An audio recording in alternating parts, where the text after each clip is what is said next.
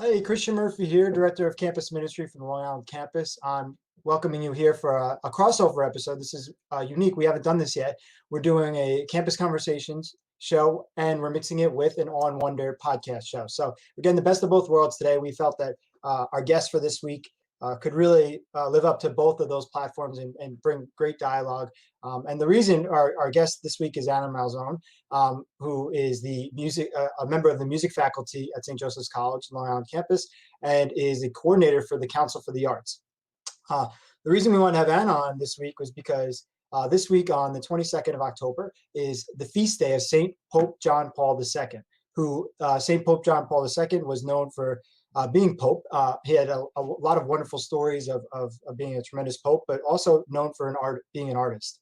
The Pope was there's a bunch of stories out there about how he used his acting and his love for poetry to defeat evil in the world. In fact, I have a friend of mine wrote a wonderful piece about how he thinks, the Pope's abilities fought the Nazis and fought evil in the world at that time, and how he was able to use theater and the arts to battle the evils that lurk in the world and in our own hearts at times too. So I love Pope John Paul II. I think he's a super interesting person, and what he's done for the world of arts is really incredible. And I know Anna does as well. So I thought this would be a really interesting conversation. So let's welcome her in here.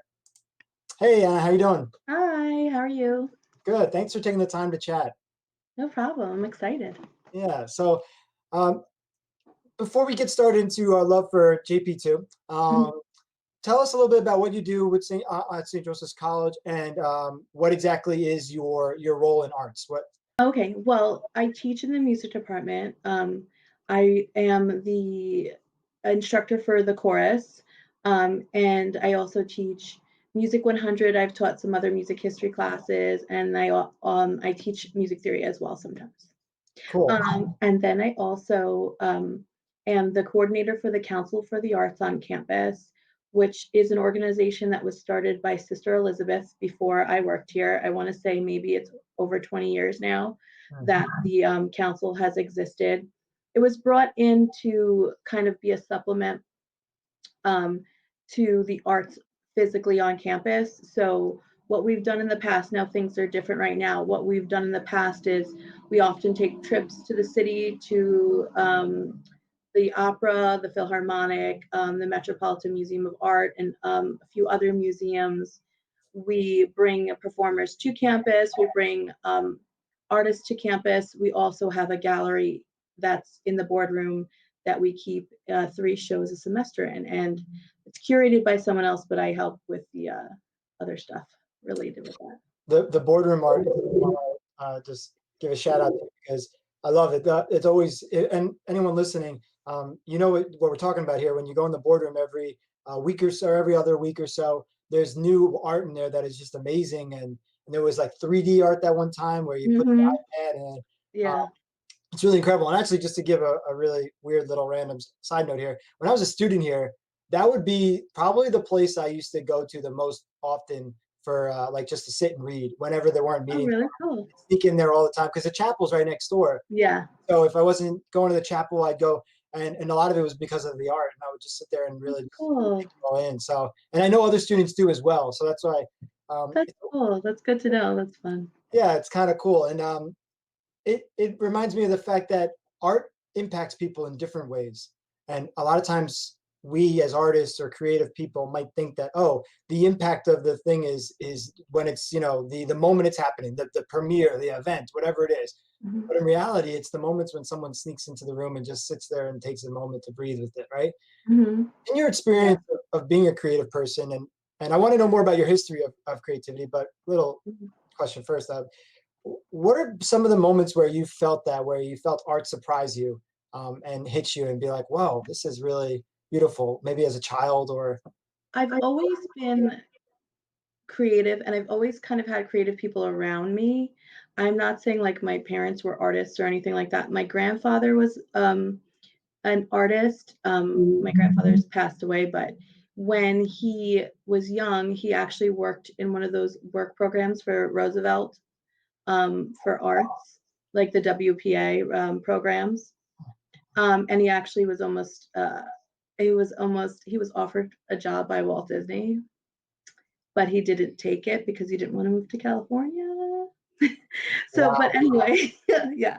I mean, I wouldn't, we'd be in a whole different situation if he took that job. But I think I've always been drawn to it.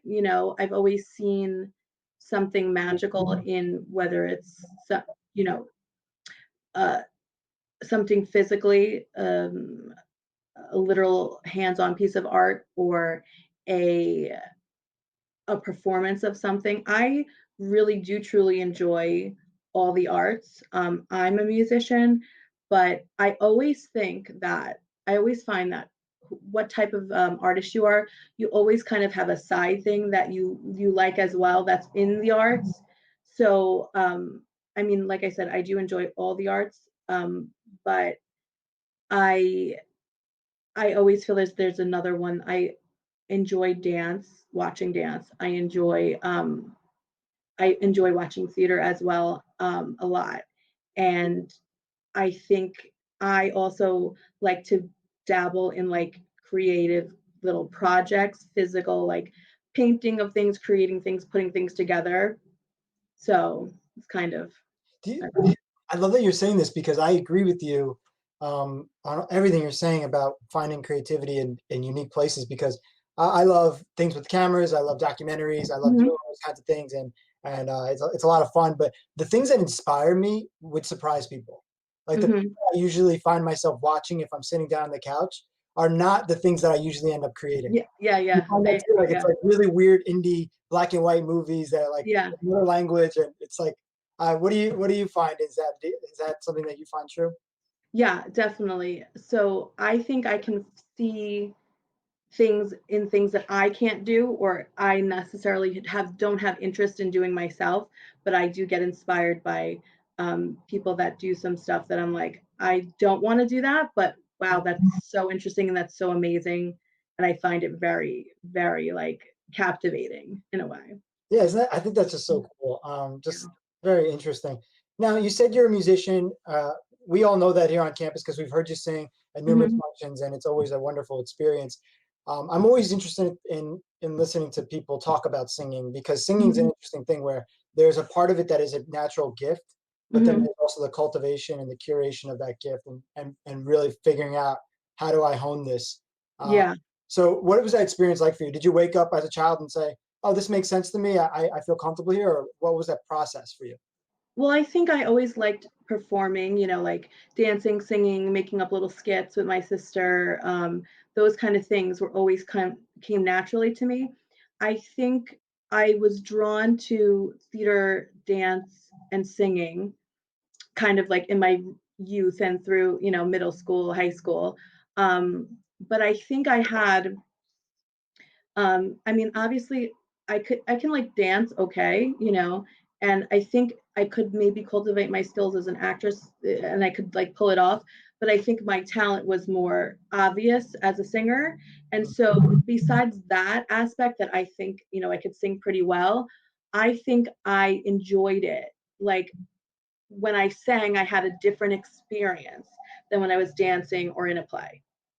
It was mm, a different experience for me. Not that I didn't enjoy the other ones. It was on a different plane, another level of enjoyment with singing. And then, a lot of people think, well, you just wake up and you watch those singing shows, competition shows, and like, oh wow, this girl's an amazing singer and she's 11 years old and she just opens her mouth and the sound comes out. 99% of the time that's not the case, even if it's presented that way on television. I mm, mean, a lot of those people have been studying for years, and but they make it like, oh, we discovered her on the street, but that's not really how it happens. mm, um mm. I know because I know because actually I also am a private voice teacher. I've been teaching voice lessons for 20 years now, proper technique and all that. And I've actually coached people who have been on the X Factor. I've coached two people Ah, who've been, like not final finalists, but like right before the final finalists that are on TV. So I know their backgrounds and I know that they've studied and whatever before. So that's crazy. yeah, so we we think that, but there's a lot. I also enjoyed that as a singer, as a young person learning technique, and you never stop learning that. But I enjoyed learning how to sing better and hold that note longer, and what are these tools that I'm gaining from this lesson, from this coaching, that's going to make me a better singer. And it's not because like, oh, I want to be the best singer. It's so I can express what I want to express. you know it's not just about the emotion to express the music. You have to have the tools to be able to express the emotion in your music. So how do I get those tools so I can get to that point where I can sing and I can feel that connection to the music and the connection to the sound and be confident. So did I go off on a tangent about that? I don't That was a know. great tangent. I loved it. I loved every minute of it. I think that you brought up numerous things there that are so awesome. I totally agree with you with the whole show thing because first I heard someone say this once. They said every overnight success is really a 10-year overnight success. Yeah, It's so true. Like it's yeah, and it's minimum. funny, those shows are interesting, man. I think it's kind of cool that you and I are talking because I have a background in documentary filmmaking and Hmm. mostly interviews and talking with people and Hmm. getting to know stories. And when I watch those shows, which I don't very often, I'll be I don't either. not a big fan of TV in general. But when I watch those shows, uh, I see that right away, and I say, well, yeah, I mean, behind the camera here, it's very clear how this is all operating. That's the stories, this and that and that. Yeah, Um, and not to be annoying and nitpick it, but I think the point in nitpicking is saying that no one is an overnight success. There's hard work everywhere, and it's yeah, good. And the hard work is good. We always want people to. I think we live in a world where we're constantly being told, "No, you're one lottery ticket away," and like that's no, not really fair because no. we should want the hard work. The hard work is really Hmm. beautiful when it's good, and Yeah, the process is the key. Because I'm going to ask a question here in a minute, but I think yeah. um, I'm sure you found this to be the case that the actual finishing of an art piece or whatever it is nowhere near as fulfilling as the process. Yep, yep, Yeah. Could you totally. any I specific get examples or so what's so funny is that I sometimes get almost to like I get involved in a project, and if it's not a project that like has like an immediate performance or something, if I feel like I'm done with the piece, like I'm just done with it, and then I sometimes I'll get inspired to start working on something else like from scratch. I mm, won't like revel in the fact that that's done yeah. because, oh wait, like this is interesting, let me work on this. Happens a lot to me. Mm. Yeah, no, Even with like I love to plan like little activities for like my kids parties and my friends kids parties. So like I'll be doing like a theme for the party and I'll come up with all this stuff, and then I'm all of a sudden I'm done. Okay, wait, Tasha's daughter's birthday's coming up, let me text her. What does she want to do? I kind of like, okay, I'm done with that. Let me move on. But I do think that as a singer, the performance of the work is part of that process, Mm. which is, I don't know if it's different for other people. The actual, like when you sing it in front of people, it's part of that process. Yeah, you're You handing know, it off. so You're handing it off to the audience, and then it's yeah. like almost like this form of artistic adoption where it's Mhm. not yours anymore. Yeah.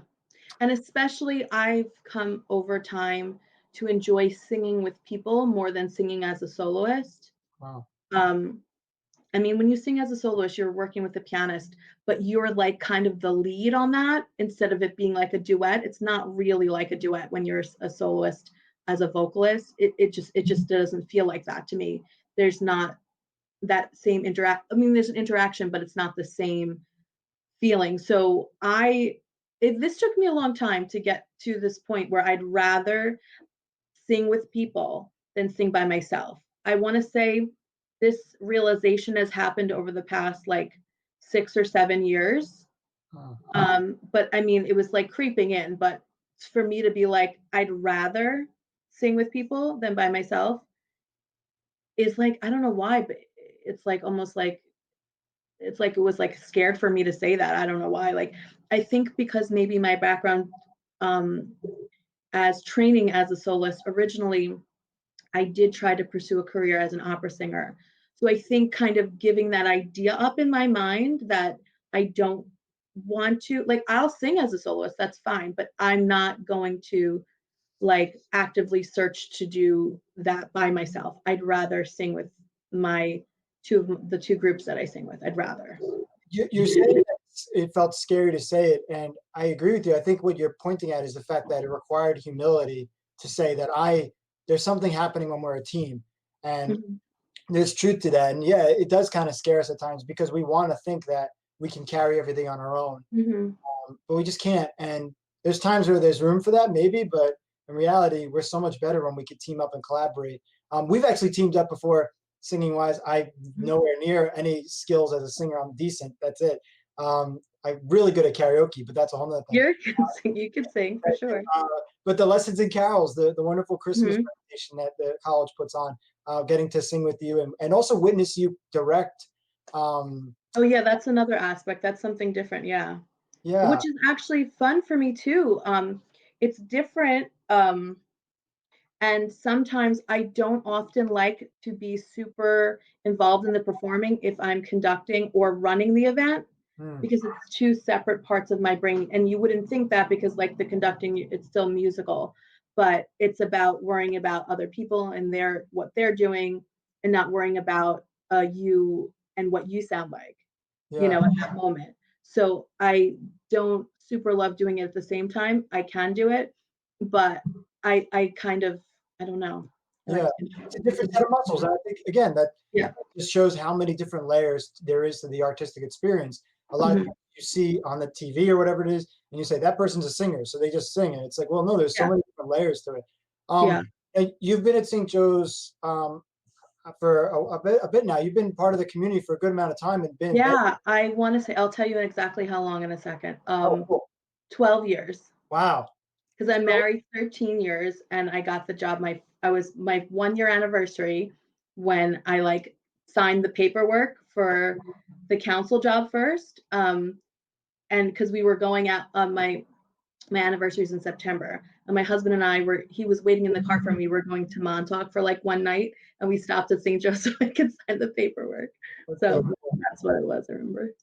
So you've been involved in so much on the campus community and been part of a lot of really great traditions and Mhm. like I said, you've brought the students to sing at the graduation and the various Yeah. events. What's something that you've done over the years that has been something that makes you? Because I know for me, being here 4 years now, there's certain things that every now and then I just when I'm sitting, I'm like thinking, especially during COVID when we missed Mhm. the students so much. Yeah. There's certain things that I say, I'm glad we did that. I'm happy, and I can't wait to do that again. You know, Yeah. what some of those things for you? Well, definitely having the experience of being able to bring the students anywhere to sing is something that I'm, you know, really, really missing. It's really hard. Um, so that's definitely something we usually sing it like depending on it's chorus or I'm the moderator of the sharps and the show choir clubs as well. So a mix of the groups or out of the three groups I have sung at graduation, always sing at baccalaureate prayer service, other events on campus, but we've also sung at cool events such as the President Boone Gardens mass in the chapel at Brentwood. Uh, That was amazing experience for the students. And I actually, before they started working, they've been doing construction for a couple of years there now. We I would bring the chorus as part of their that would be their midterm would be to sing in the chapel there, which is an amazing experience for them. When you get to sing in a space like that, you know, so I'm definitely miss that kind of thing. And then with the council stuff, of course, every semester we'd do something pretty much every semester you as do far the as trips, to right? Manhattan. Yeah. Yeah. So the Met Museum trips would run definitely every semester. Mm. And then also we'd go to the opera, the Philharmonic, and a couple times we actually went to the Cloister Museum and saw a concert, um, which was a really, really cool experience for the students. That was a triple crossover because students from music could go see the concert there. The art students in the kind of the classes, the art history classes, could see the art there, the medieval and Renaissance art, and then the religious studies classes went too. So that was really, really a fun thing that we You did. just made me think of a memory of mine actually with a museum that is really random that will make you proud. Um, Okay. we were in Camden, New Jersey. I talk about Camden all the time. People are probably like, enough with Camden. I love Camden. We were in Camden for one of the trips, and we went to the students wanted to go see the Rocky statue, Oh, yeah, yeah, yeah. which is in Philadelphia. So, Yeah, which is right, very close to Camden. And so we found some time at night after our reflection. I was like, oh, let's go drive over and let's go see the steps. They did a great yeah. job today. Have a great team moment. And I didn't realize there's a museum there. Yeah, yeah. It's the One art of the museum, most right? beautiful museums I've ever been to. And Yeah. we go there and we're like, yeah, Rocky Steps. And of course, Oh, yeah, the art museum. we're naive. All I know is the Rocky because Yeah. But look, you discovered it, so, well, we discovered it. Students were like, "Wow, let's go!" And I was like, "Well, this is really interesting. This is yeah. cool." Went in and had the most amazing night. Just Oh, great great. conversations and actually, it's funny. A student that's a mutual friend of ours, Joshua Hammer, and I Mhm. had one of the best memories of being together in a campus ministry thing was just him and I touring the museum together and just like having these. Oh, it was just like so cool. And we would have never, and like, remember we were talking about before saying like, how art can surprise us and Mhm. sort of smack us in the head. That was a Yeah. whole night of art that just smacked us in the back of the head. And we're like, whoa. Um, Yeah. yeah, it was really, really incredible. So, you just made me think of that with the trip. So yeah, we miss those Oh, things. We can't wait for them to come back. yeah, for I sure. forget about this. So JP2's feast day was this week. Mhm. Um, you have an interesting story with JP2 that, Yeah. so let's go. Let's hear it. Okay, so and then this is really weird because this is the second time today I'm gonna be talking about this particular trip. Whoa. Okay, so let me so basically I was in college and we had kind of like our own version of a study abroad program in the music department, and we went to Italy. I was a sophomore in college, and we went like right after school was over in May, and we were in Rome, and it was the year 2000, so it was the Jubilee, so there was a lot of things going on, and so um, we had actually I didn't tell you this whole story. So we had done a concert the night before at this beautiful church.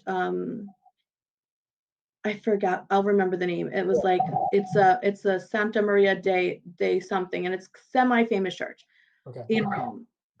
Actually, I think it's the okay. So I think it's the church that has Saint Rita's body in it. Oh Okay. wow. So it was her feast day coming up. So they had told us we had done a concert at the church, and they said, her body's not here because they're having a special mass for her, and the body's been moved to the Vatican already. The mass is blah blah blah this day, which was like 2 days later or the next day when we were still going to be in Rome. Yeah, and wait, so for listeners and viewers who might not be familiar with Catholic practice, who are thinking, wait, you dig up bodies? Like, No, sorry. for saints, it's very common to make sure that the body and the casket is in a position where it can be honored and moved, and it's kind of like if you've ever been to a wake, in a sense that for a saint, and so it's part of the process. So we just want it's I Yeah, know sorry. it's I Halloween just time. like assume No, I people know, know. I know people think we're thinking They out, but dug her up. No, just kidding. yeah, So she was. So they were telling us this, um, and so we had some free time, some downtime. They had organized like certain tours for us, but they had said like, look, if you really want to do something, you don't have to go on the tour. You do something else if you want. So me and my boyfriend at the time decided that we were going to go to this mass at in the square outside of St. Peter's. yeah. So we got to go to the mass. It was just like him and I, and then like of course like thousands of other people that we didn't know. So I got to go to mass with uh, with Pope John Paul. Like I have it on video. I have to find the video somewhere. I mean, it was like on a camera because it was He did the mass. I don't think he said the whole mass, but he did like Yeah, um, he kind of he did the celebrated. homily and stuff. Like he Yeah, definitely spoke during the mass. I can't remember if he did the whole thing though. yeah, because that's not common. No, but he definitely Yeah, spoke and he was definitely there. yeah, they usually have and notice like the Pope will do the homily or Yes, reading, and then yes. that's incredible. I mean, And I got to like hear him like do his little chant in his little voice, and yeah, it was really cool. what is And that? so Yeah, Oh no, so I have to look for this too. They gave us these beautiful bandana like things that Mm. had Saint Rita's picture on it, and it was so beautiful, like to wave and everything. And I have it. I have to look for that. That's something I should like have out because it's And so you beautiful. stumbled I in. mean, I was 20 at the time. I don't know what. I know, right? Yeah. So the closest I've ever gotten to a pope was Pope Francis when he was in New York, and I happened to live in New York, so that was the Okay. closest. No, so yeah, so I always loved John Paul, and my mom did, and I was like, Yeah, I mean, I missed the tour of the Castello Sant'Angelo, which was really a cool thing, but I'm like, I would like to see the Pope instead of just where he goes, like I want to go see him. yeah. So that was cool. And what's funny is that I just did my FYE section this morning, and we're talking about global studies. And I always tell them about my great experience I had when I went to Italy as a sophomore. So Wow.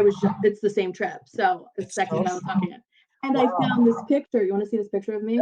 please. Okay. So this is a picture of me and my best friend when Oh, we no, were yeah, yeah. sophomores Oh, that's in Italy. awesome. It's That's like the great. only one I could find. I have them buried somewhere, but my best friend and I are still best friends. We sing in one of my singing groups together, and yeah, so that was that trip. That's yeah. So that is so cool. And I say the part about like I've never been near a pope, but I say so like when Pope Francis came to the United States and he was in New York and he said Mass in Madison Square Garden. Yeah. I didn't go to anything, but I still remember just feeling his presence in the state. Hmm. Like, I just remember Hmm. being like, I'm in New York, and so is the Pope. Like this Yeah. is so cool. Like I remember Yeah. watching the things on TV and just being like, wow. So I can't even imagine what it's like to be in mass with a Pope. I Uh, mean, the energy was ridiculous. I can't. I've been to concerts. I mean, like big concerts with like thousands of people. Like not, whatever. But it's like a beautiful energy. Like everybody. Like I got in trouble for standing on the chair, but I was trying to see. there's a moment, that is a moment where you get in trouble. That's like there's few moments where I'll say get into Yeah. trouble. Get in trouble to stand on the chair to see the Pope. Like And I go. also got in trouble because it was really warm, and I didn't think of this. But since it was mass, even though it was outside, I had it like a tank top on. Not anything super revealing or anything. Yeah. It just my shoulders were showing, and I had to put a sweater on. So it was sweating Wow. and standing on a chair, but it was worth it. That's awesome. Yeah. Oh man. Yeah, I mean And the singers JP2. were beautiful. Yeah. The singers are amazing at the Vatican. Of course they would be, but they were Yeah. amazing. Yeah, they're just okay. Yeah, no, of Yeah. course. It's like so JP2 for people listening or in viewing here, if they're not super familiar, one of the big things, and with I said before that he's an artist and he was a poet and he was an actor, Polish actor, and but he also wrote a letter to artists, which is a famous letter, 1999, that was really just incredibly inspiring and laid this foundation for artists, especially Catholic artists, to see that their gift needs to be embedded in everything they do. And it has so many amazing pieces. There's a moment society needs artists embedded in society who are doing good. But he also makes it clear to say that everything you do is a piece of art. So, and in this piece of text, I should have memorized it by this point. But he says hospital workers, firemen, police officers, everybody in any form of work, that is a piece of art because it's what you're gifted at and it's what you're called to. Mhm, And it just mhm, totally like reminds us that we're all meant to be these pieces of art. And he uses the term masterpieces. We're meant to be masterpieces in God's creation, which is mhm. so cool. Um, I want to ask you now, because we're getting to the end here of our conversation, and I always want to keep our young people in mind and our students in mind.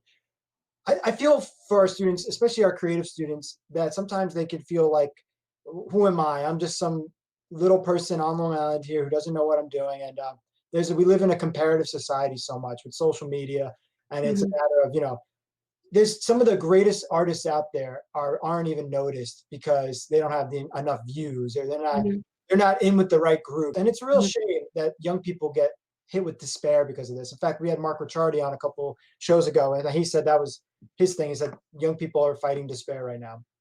To mhm. those artists out there who are fighting that or feeling that, what would you say to them that can maybe say, hey, don't give up, find that hope, but what's something that might help?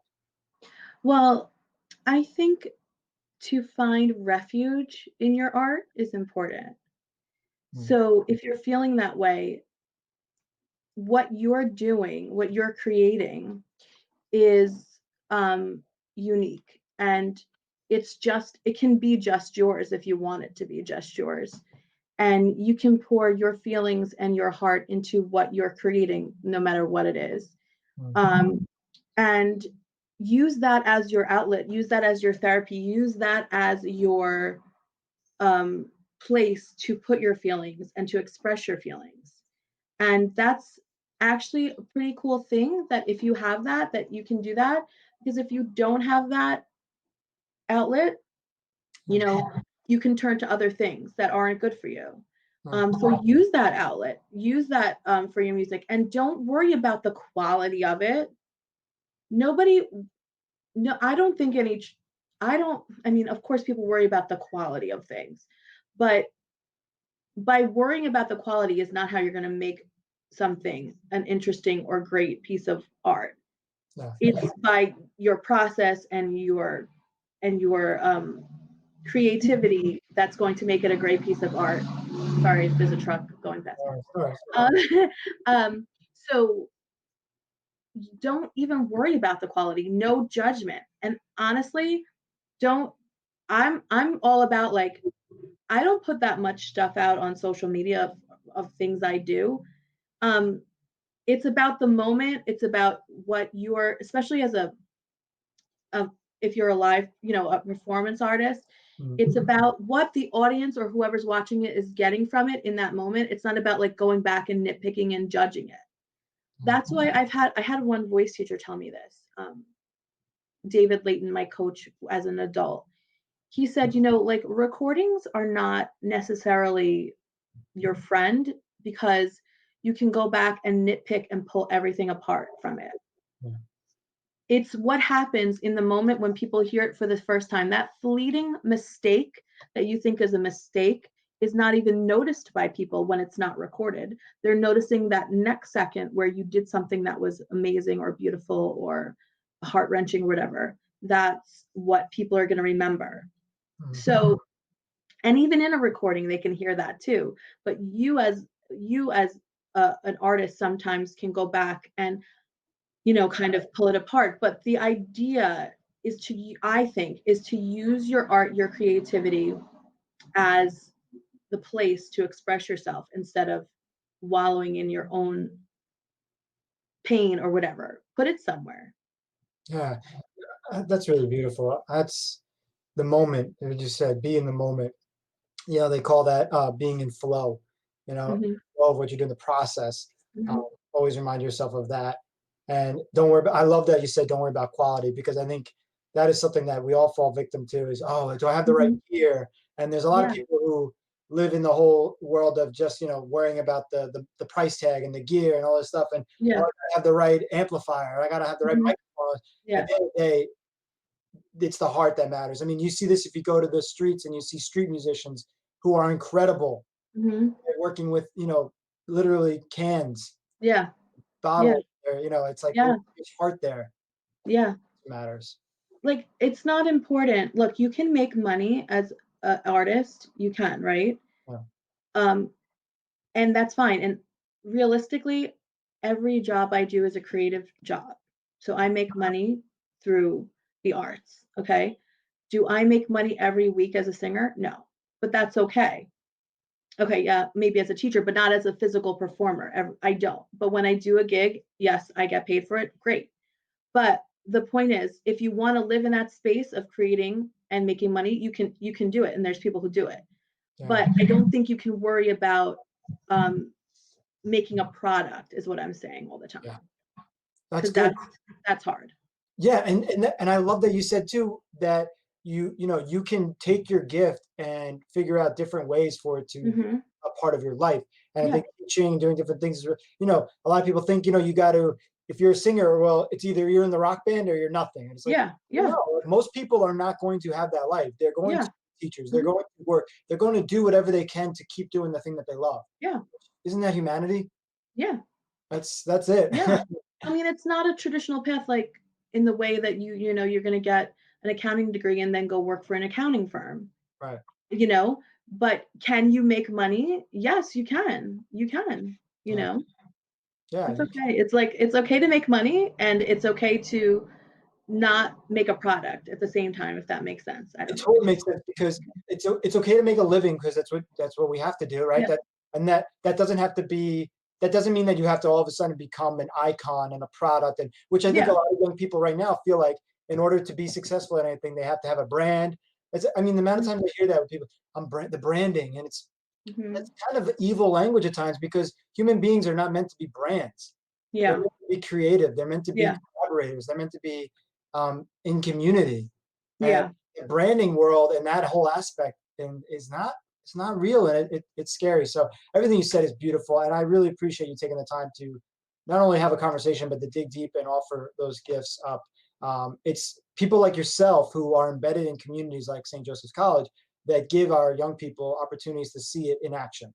So I think that's really exciting. Can I tell you something that happened yesterday really quick? Yeah, totally. So yesterday we're having a chorus practice. We're doing, all COVID related, you know, what's the word? Rehearsals and practices or Yeah, COVID, protocol. social distancing, masks with Yeah, singing, all that. you're in the protocols. Protocol, that's it. Okay, so we're doing small sectional work. We're not meeting all together. So I had a sectional with some of the women singers yesterday, and we picked a third song and we were like plunking it out and whatever. And I said, "Oh wait, we were working in the auditorium because there was something wrong with the music room." So I said, "Oh, there's that staircase right outside the auditorium, the one that faces the outside." And I said, "You guys, there's like really great acoustics in there.